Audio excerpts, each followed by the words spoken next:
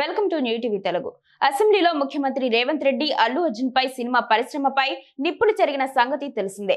ఆ సమయంలో star comedian Rahul Ramakrishna Allu Arjun కు మద్దతిస్తూ ప్రభుత్వానికి అనేక ప్రశ్నలు సంధించారు. అయితే అప్పుడు అలా స్పందించిన రాహుల్ రామకృష్ణ తిరిగి ట్వీట్ చేశారు.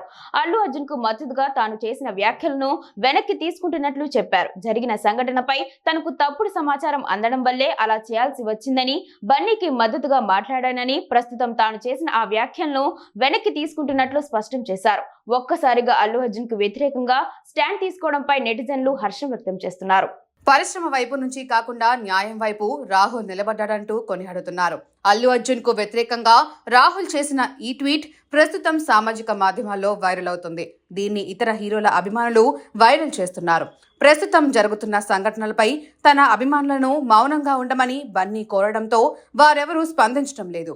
రాహుల్ రామకృష్ణతో పాటు ఒక్కొక్కరుగా పరిశ్రమ నుంచి న్యాయం వైపు నిలబడే అవకాశం ఉందంటున్నారు.